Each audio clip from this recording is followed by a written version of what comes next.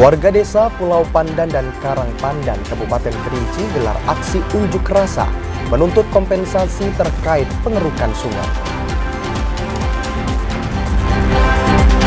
710 balita di Kabupaten Merangin mengalami stunting.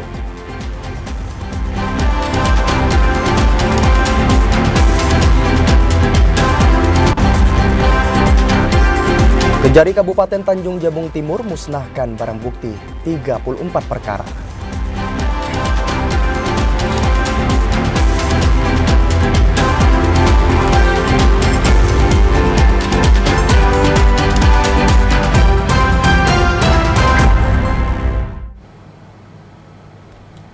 Assalamualaikum warahmatullahi wabarakatuh. Selamat sore saudara. Terima kasih Anda masih menyaksikan Jambi hari ini, edisi Jumat 22 Agustus 2025. Ya, selain 3 topik utama tadi, tim redaksi kami juga telah menyiapkan sejumlah informasi penting dan menarik lainnya untuk Anda. Bersama saya, Septinita. Dan saya Yogia Perlianto, inilah Jambi hari ini selengkapnya.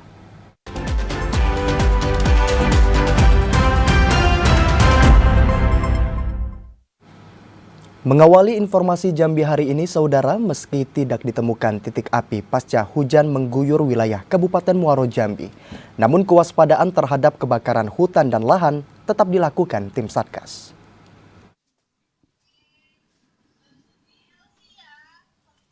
Terakhir di Kabupaten Muaro Jambi memberikan dampak signifikan dalam pembasahan lahan, terutama di lokasi rawan kebakaran. Hal ini diperkuat dengan pantauan tim Satgas Karhutla yang melaporkan tidak ada temuan titik api dalam 2 minggu terakhir. PLT Kepala Pelaksana BPBD Muaro Jambi Alias mengatakan, meski hujan telah turun, upaya pencegahan tetap berlangsung melalui patroli tim Satgas dan imbauan larangan pembukaan lahan dengan cara dibakar. Sejauh ini kebakaran lahan terjadi di areal perkebunan kelapa sawit, semak belukar, dan lahan gambut. Musim hujan, kita Satgas Kabupaten melalui BPD tetap melakukan siaga untuk terus waspada dengan menyiapkan personil yang ada melalui BPD, kemudian juga dari OPD terkait, sehingga kita memang ada potensi kejadian, kita tetap stand down untuk bisa menanggulangi bencana sedemikian rupa. Untuk luas kebakaran hutan dan lahan di Muaro Jambi, hingga pertengahan Agustus 2025 telah mencapai 273,75 hektar. Angka ini menunjukkan peningkatan dibandingkan tahun 2024 yang hanya mencapai 114,32 hektar. Azam Afnan, TVRI Jambi melaporkan. Berdasarkan perakiraan BMKG, musim kemarau basah masih terjadi di sejumlah daerah dalam wilayah Provinsi Jambi. Masyarakat diminta waspada terhadap dampak cuaca ekstrim. Informasi selengkapnya akan dilaporkan reporter Chandrika Divani. Selamat sore Chandrika, bagaimana kondisi cuaca Provinsi Jambi saat ini dan titik mana saja yang berpotensi hujan? Baik, terima kasih. Selamat sore Septi dan juga saudara. Bahwa memang hingga sejak Juli 2025 ini memang Provinsi Jambi telah memasuki puncak musim kemarau. Di mana untuk kondisi saat ini memang masih terpantau panas dengan suhu udara mencapai 24 hingga 33 derajat Celcius dengan kelembapan udara yang cukup tinggi yakni mencapai 66 hingga 95%. Yang mana kondisi ini Septi dan juga saudara diprediksi masih akan terus berlangsung hingga beberapa minggu ke depan. Di mana kelembapan udara ini diperkirakan nantinya akan dapat mencapai 99%. Namun meskipun di penghujung musim kemarau ini memang hujan dengan intensitas ringan hingga sedang juga tampak sudah mulai mengguyur di beberapa titik wilayah di Provinsi Jambi, di mana hujan ini memang disebabkan karena adanya dinamika atmosfer yang terus bergerak.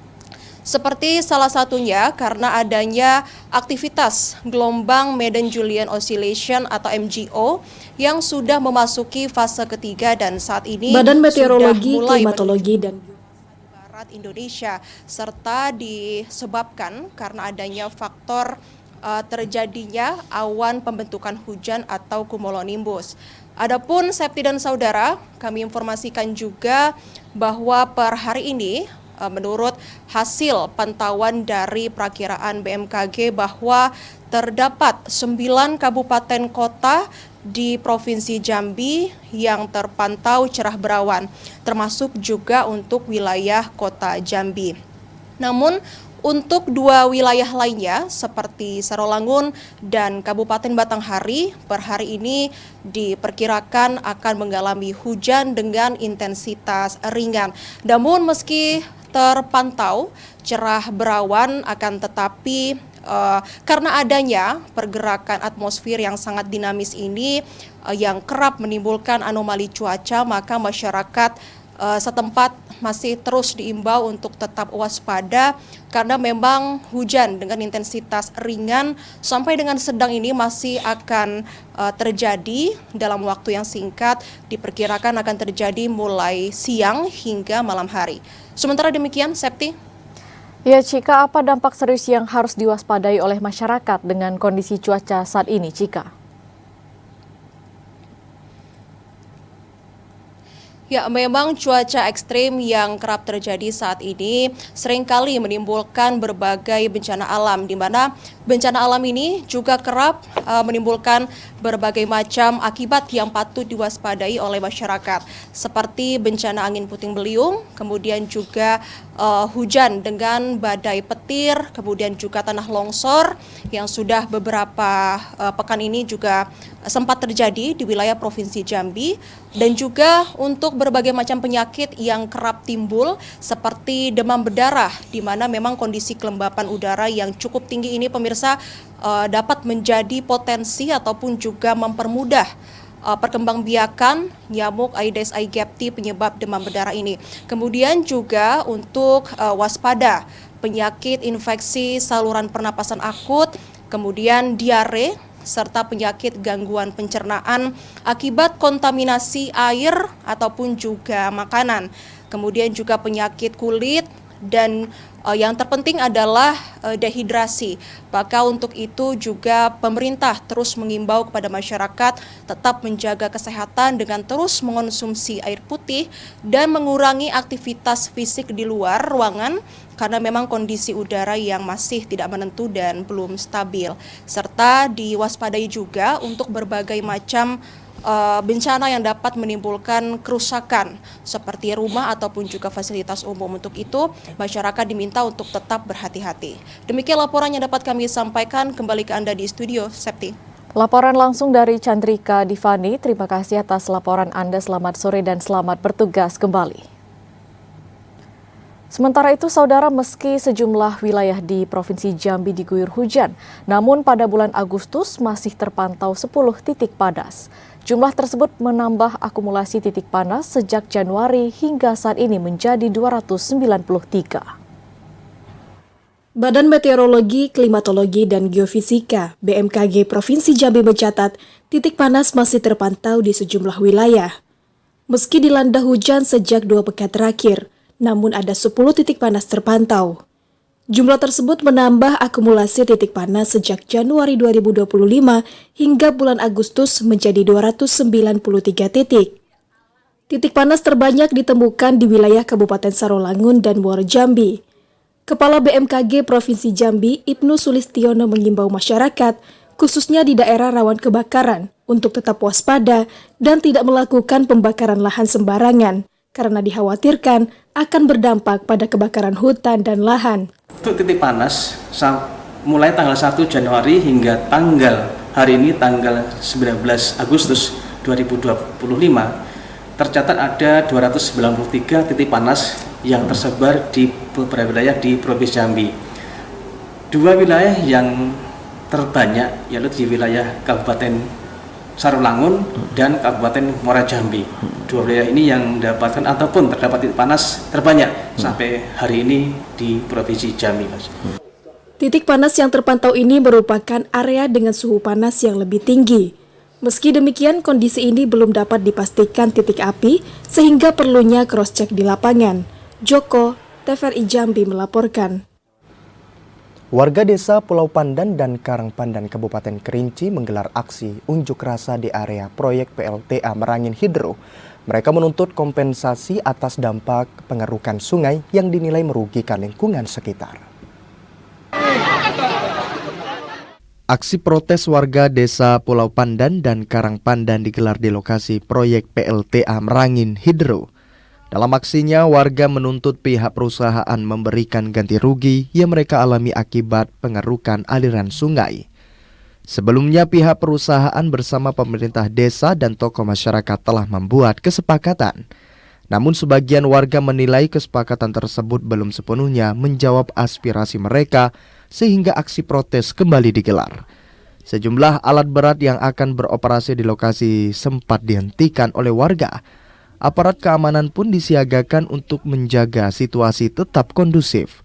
Warga menolak tawaran kompensasi sebesar 5 juta rupiah dari pihak PLTA karena dinilai tidak sebanding dengan kerugian yang mereka alami.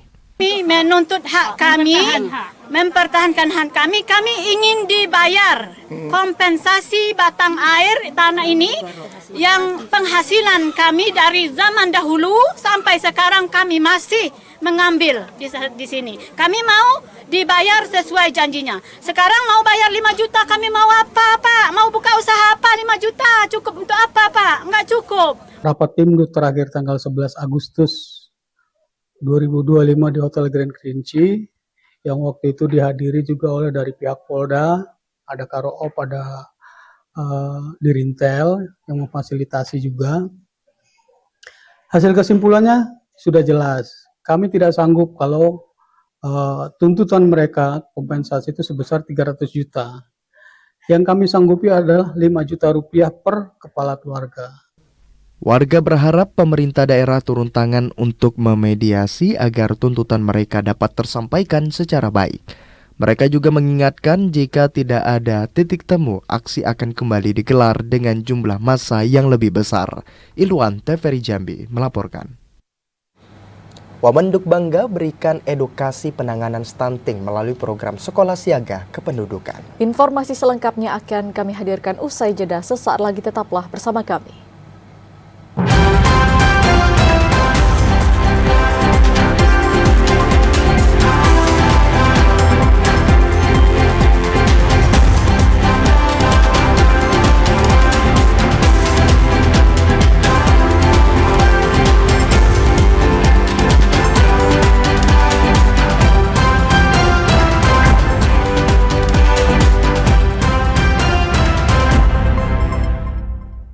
Terima kasih saudara, Anda masih bersama kami di Jambi hari ini. Wamenduk bangga terus mendorong percepatan penurunan angka stunting di kota Jambi, salah satunya dengan edukasi melalui program Sekolah Siaga Kependudukan. Wakil Menteri Kependudukan dan Pembangunan Keluarga Wamenduk Bangga Republik Indonesia, Ratu Ayu Isyana Bagus Oka, melakukan edukasi kepada siswa SMP Negeri 6 Kota Jambi terkait kependudukan dan keluarga berencana. Ini merupakan salah satu upaya dalam menuntaskan angka stunting dan pencegahan nikah dini pada generasi muda. Edukasi ini dikemas melalui Sekolah Siaga Kependudukan, yang merupakan program strategis Kementerian Kependudukan dan Pembangunan Keluarga Republik Indonesia. Program ini nantinya akan diintegrasikan dengan isu kependudukan dan keluarga tanpa harus menambah beban kurikulum. Diharapkan program ini dapat melahirkan generasi muda yang sadar akan pentingnya perencanaan kehidupan.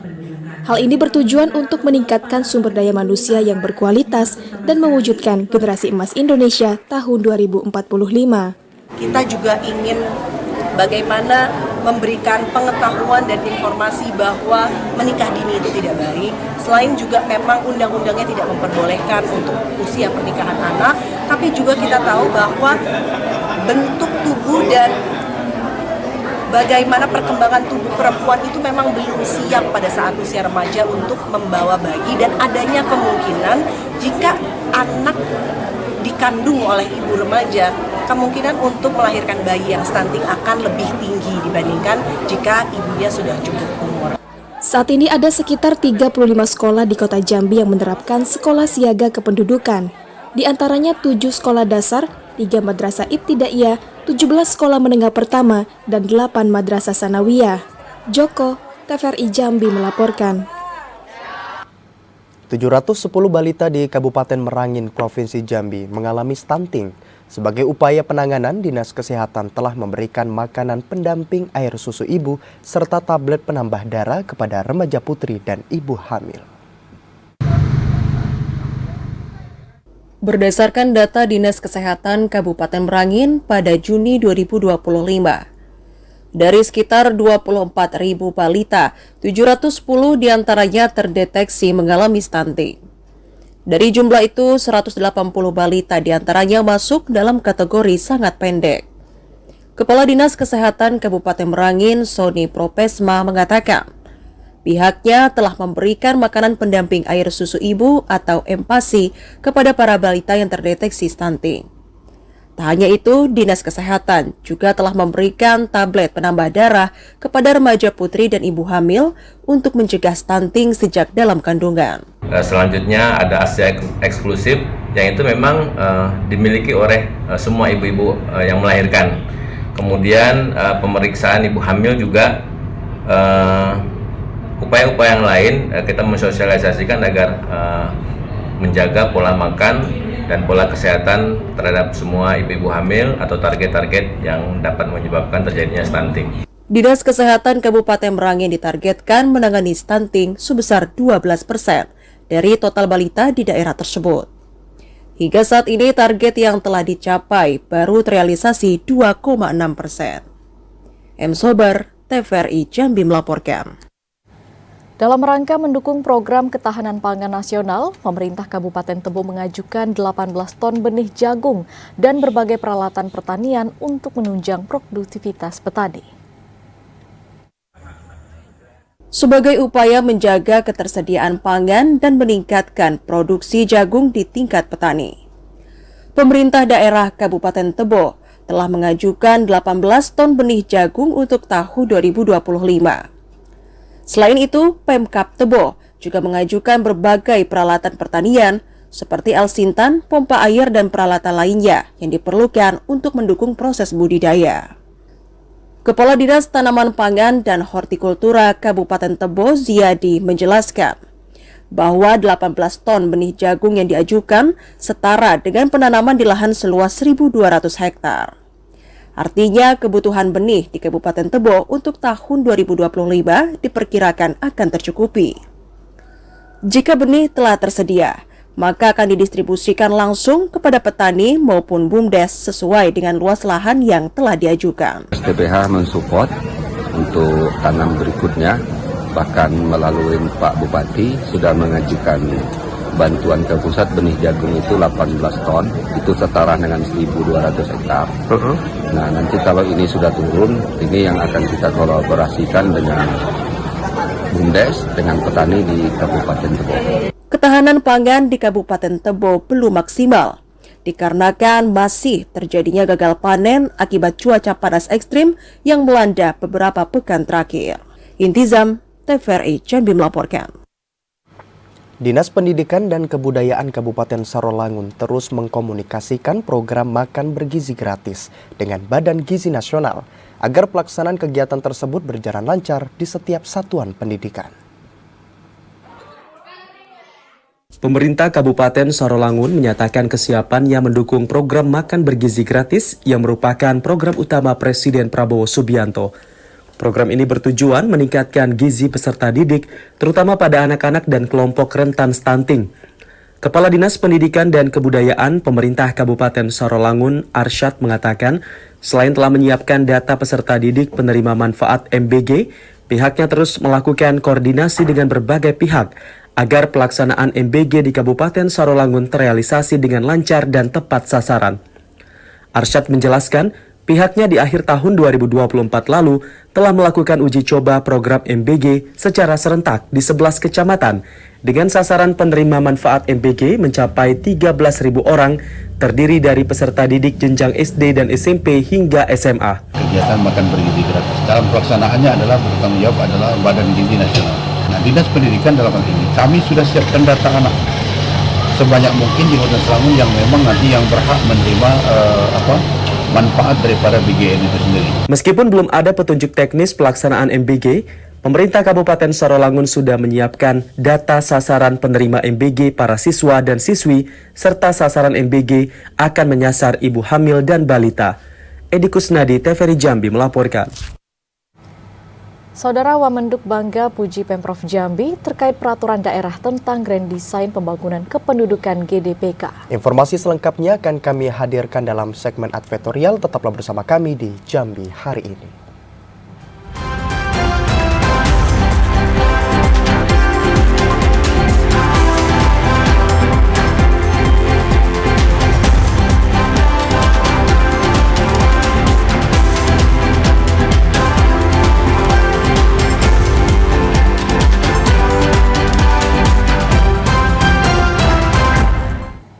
Anda kembali bergabung bersama kami di Jambi hari ini dalam segmen advertorial. Pemerintah Provinsi Jambi mendapat pujian dari Wamenduk Bangga RI Ratu Ayu Isyana Bagus Oka atas komitmen dalam menerjemahkan indikator program kependudukan dan pembangunan keluarga secara konkret. Wakil Menteri Kependudukan dan Pembangunan Keluarga atau Wakil Kepala BKKBN Ratu Ayu Isyana Bagus Oka menyampaikan apresiasi kepada Pemprov Jambi atas langkah strategis dalam pembangunan kependudukan. Pemprov Jambi dinilai telah berhasil menerjemahkan indikator program melalui terbitnya Peraturan Daerah tentang Grand Design Pembangunan Kependudukan atau GDPK. Hal ini disampaikan Isyana saat ekspos program Bangga Kencana bersama pemerintah daerah di Provinsi Jambi. Dengan adanya Perda GDPK, pembangunan kependudukan di setiap daerah dapat dipetakan secara jelas dan terarah, sehingga pemerintah dapat menyiapkan kebutuhan masyarakat secara tepat. Perencanaan yang matang akan memudahkan implementasi program-program strategis yang telah dirancang Presiden Prabowo Subianto. Isyana menegaskan Perda GDPK merupakan jembatan menuju masyarakat Indonesia yang sejahtera dalam rangka mencapai visi Indonesia Emas 2045. Pertama-tama saya ingin menyampaikan apresiasi kepada pemerintah Provinsi Jambi, kepada Pak Gubernur yang telah menyelesaikan perda terkait GDPK atau Grand Design Pembangunan Kependudukan.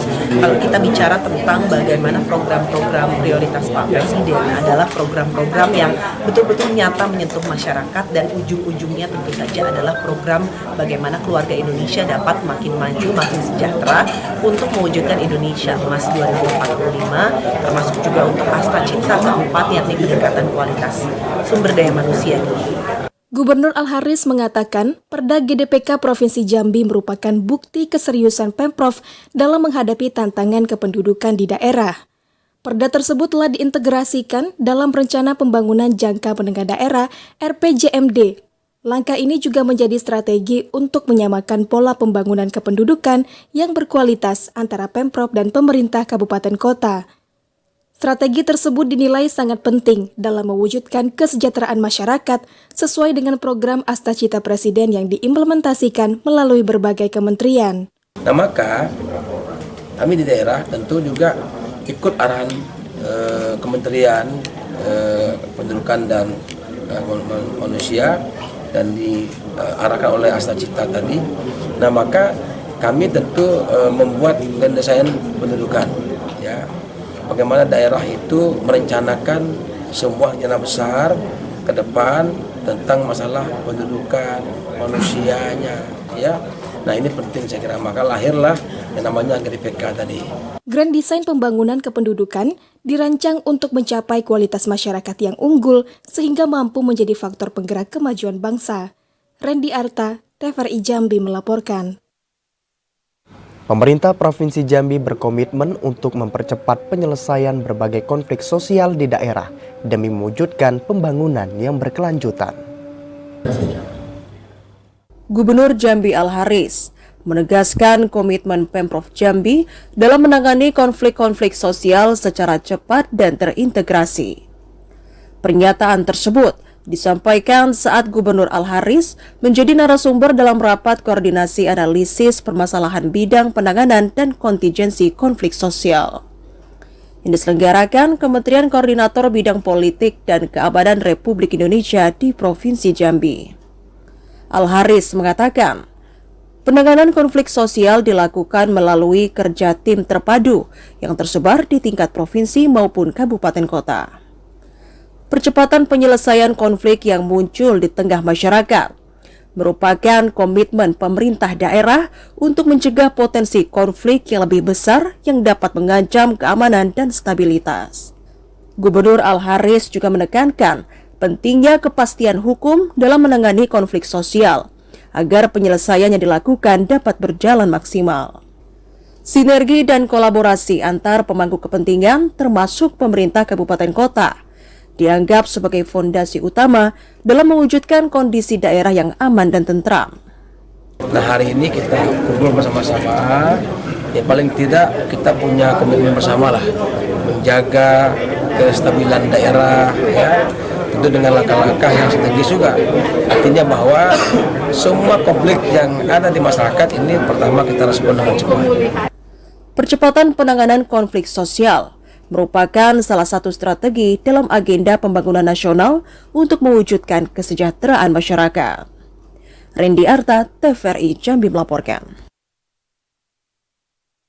Bung Barat Anwar Sadat menyatakan bahwa program bedah rumah tidak layak huni atau RTLH menjadi program prioritas pembangunan daerah. Program Rumah Layak Huni RTLH yang telah digulirkan sejak kepemimpinan Bupati Anwar Sadat periode pertama ternyata terus berlanjut hingga kepemimpinan di periode kedua. Bupati Tanjung Jabung Barat Anwar Sadat menegaskan program bedah rumah tidak layak huni adalah prioritas melalui dana APBD Kabupaten Tanjung Jabung Barat. Pemerintah Kabupaten Tanjung Barat ingin memastikan setiap warga harus memiliki tempat tinggal layak dan nyaman. Pada program RTLH ini, Pemkab Tanjung Barat menargetkan lebih dari 3.800 unit rumah akan diperbaiki hingga tahun 2029. Bersama Dinas Perkim, kemudian ada Pak Camat, ada Lurah. Hari ini kami melihat secara langsung pembangunan rumah tidak layak huni di Kecamatan Bentala, tepatnya di Aretobo, Kelurahan Mekarjaya. Dan di Kelurahan Mekarjaya ini ada 29 unit. Dan salah satunya ada di rumah Ibu Rahimah. Dan Ibu Rahimah ini juga termasuk ibu yang kreatif ya. Jadi UMKM-nya bisa berkembang. Kemudian kudapannya juga semua juga termasuk binaan dari Petro Cina, juga binaan dari Perindakom. Kadis Perkim Tanjung Barat Safrun mengatakan, sejak program RTLH digulirkan hingga saat ini telah dibedah sekitar 1.600 rumah. RTLH menyasar masyarakat dengan kriteria berpenghasilan rendah. Realisasi sampai tahun ini sudah 1.600-an kalau nggak salah dan banyak. Kalau kriteria sendiri sebenarnya kita menyasar MBR, masyarakat berpenghasilan rendah. Kita tidak bergerak di miskin ekstrim, tapi masyarakat yang berpenghasilan. Contoh di sini kan ada in case dari pemilik rumahnya sendiri. Jadi dari bantuan itu memang harus ada swadayanya. Itu kriteria. Bupati Anwar Sadat ingin memastikan keberadaan pemerintah benar-benar dirasakan masyarakat. Guna memastikan bahwa program RTLH berjalan sebagaimana mestinya, Bupati Tanjung Barat meninjau dan menyerahkan langsung RTLH kepada penerima manfaat. Didi Haryadi, TVRI Jambi melaporkan. Diduga jadi bandar, IRT di Kabupaten Tebo ditangkap polisi. Informasi selengkapnya akan kami hadirkan usai jeda, sesaat lagi, tetaplah bersama kami.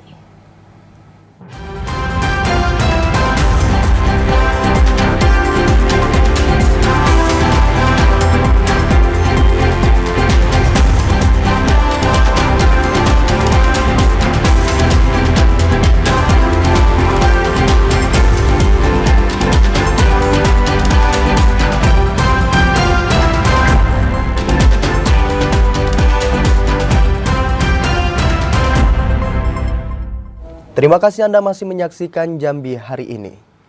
Saudara, Kejaksaan Negeri Tanjung Jabung Timur musnahkan barang bukti dari 34 perkara yang telah berkekuatan hukum tetap sepanjang tahun 2025. Mayoritas barang bukti berasal dari perkara narkotika.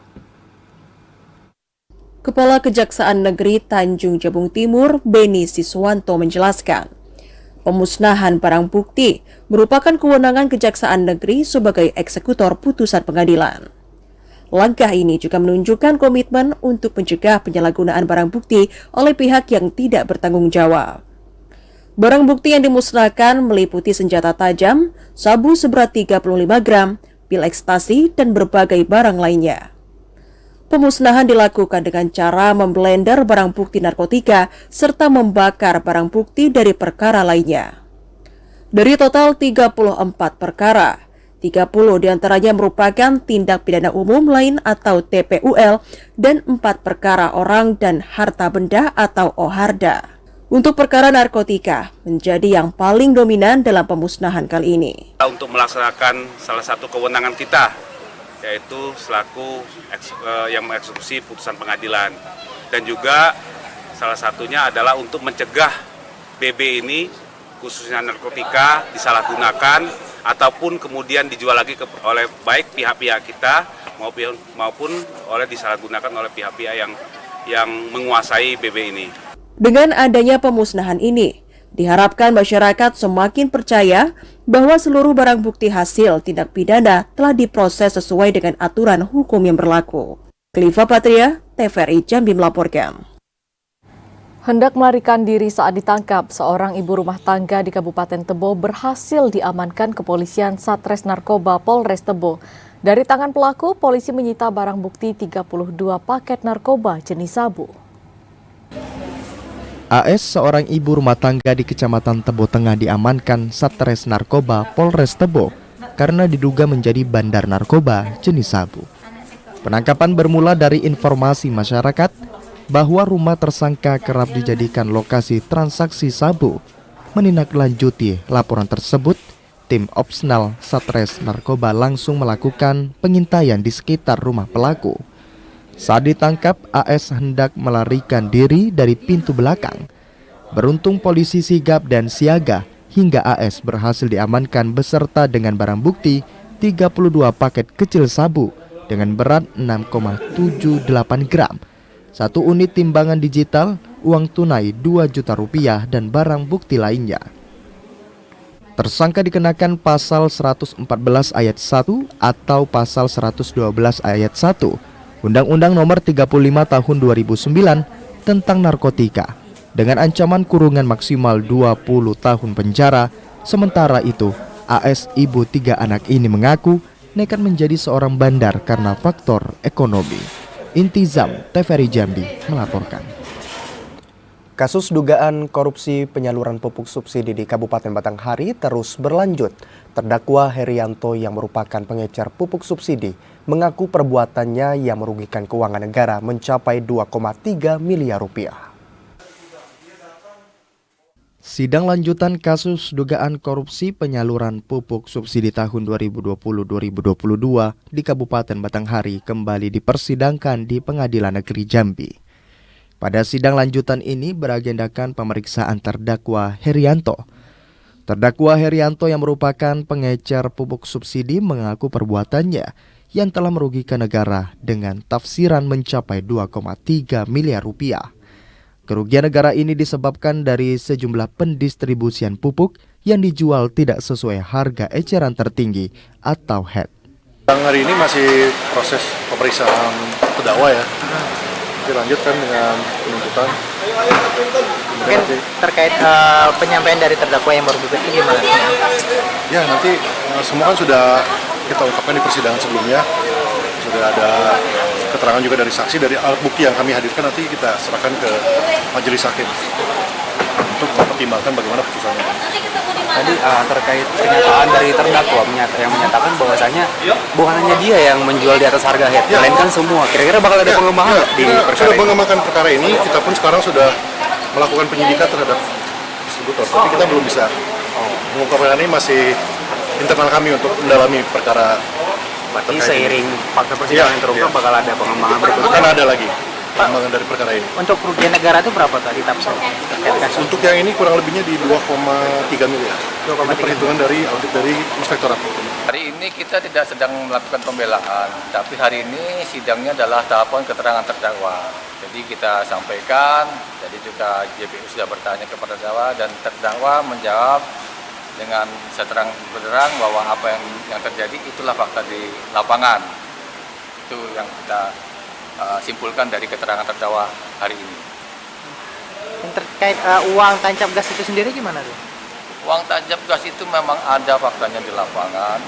Jadi ketika menyalurkan pupuk itu si pengecer masih diminta uang tancap gas dan juga ada upah bongkar per sak itu 2.000. Padahal satu aturnya itu tidak ada.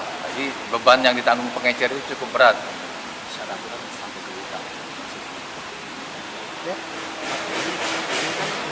Terdakwanya masih satu, masih original kan? Nah, kalau berdasarkan fakta persidangan yang ada, kira-kira dari orang Amang melihatnya apakah memang ada keterlibatan dari pihak lain, termasuk PPL atau distributor atau apa mungkin, atau sebenarnya atau memang cuma boleh menjadi klien Amang atau gimana? Kalau dari perspektif kami, seharusnya tidak berhenti di klien kami. Tapi untuk pengembangan itu biar ranah jaksa yang melakukan pengembangan. Apakah sebatas itu kami atau ada pihak-pihak lain yang memang akan ditelusuri terlibat atau tidak. Tapi perlu kita sampaikan bahwa sebelum klien kami sebenarnya sudah ada kasus pertama. Ini klien kita ini kasus kedua dari persoalan pupuk subsidi yang ada di Batanghari. Dengan pemeriksaan terdakwa ini, maka sidang akan kembali digelar pada pekan depan dengan agenda tuntutan terdakwa. Asar TVRI Jambi melaporkan. Keberadaan swalayan yang disinyalir masih dalam grup Alfamart sangat berpengaruh terhadap omset pedagang kecil. Kehadiran swalayan grup Alfamart ini harus mendapat perhatian dari pemerintah, terutama terkait perizinannya agar tidak mengganggu pedagang kecil. Di kota Sungai Penuh saat ini terdapat beberapa swalayan yang merupakan jaringan swalayan Alfamart, namun tidak menggunakan nama Alfamart. Hal ini dilakukan untuk mengelabui pemerintah, karena swalayan yang termasuk dalam grup Alfamart atau Indomaret dilarang membuka cabang di wilayah Sungai Penuh. Swalayan grup Alfamart yang berganti nama di kota Sungai Penuh saat ini sangat berpengaruh terhadap omset pemasukan para pedagang kecil yang ada di kota Sungai Penuh. Hingga saat ini perubahan pada nama Alfamart di kota Sungai Penuh belum jelas perizinannya. Menanggapi hal tersebut, Dewan minta adanya perhatian dari pemerintah dalam mengawasi kehadiran Alfamart Group di kota Sungai Penuh. Pimpinan DPRD Kota Sungai Penuh, Hardizal mengatakan, pentingnya kehadiran pemerintah daerah dalam mengawasi hal tersebut. Dengan adanya peran dari pemerintah, dapat menjaga keseimbangan iklim usaha di kota Sungai Penuh. Melalui pengawasan yang ketat tentu tidak ada pihak yang dirugikan, baik pelaku usaha kecil maupun masyarakat sebagai konsumen. Alfamart yang boleh dikatakan berubah nama. Kita mengharapkan kepada Dinas Perindahkop Kota Sungai Penuh agar konsisten dalam hal pengurusan insiden ini. Kalau memang diperbolehkan, ya diperbolehkan. Kalau tidak, ya jangan gitu. Kita mengingat juga pedagang kecil, pedagang kaki lima yang ada di Kota Sungai Penuh ini, mereka juga butuh hidup. Gitu. Jangan nanti dengan kehadiran, ya boleh dikatakan Alfamart yang berubah wujud. Ya. Nah, itu kan merugikan bagi rakyat kecil Kota Sungai Penuh ini. Harapan kita kepada Dinas Perindahkop betul-betul konsisten dalam pengawasan dan memberi izin terhadap Alfamart yang menjamur di Kota Sungai Penuh ini. Hingga saat ini belum ada kejelasan dari pihak Alfamart terkait adanya jaringan swalayan mereka dengan nama berbeda di Kota Sungai Penuh. Fahlan Diandra, TVRI Jambi melaporkan. Saudara, informasi tadi sekaligus menutup perjumpaan kita di Jambi hari ini. Terima kasih atas perhatian dan kebersamaan Anda. Saya Yogi Aprilianto. Bersama saya Septinita dan kerabat kerja yang bertugas pamit undur diri. Wassalamualaikum warahmatullahi wabarakatuh dan sampai jumpa.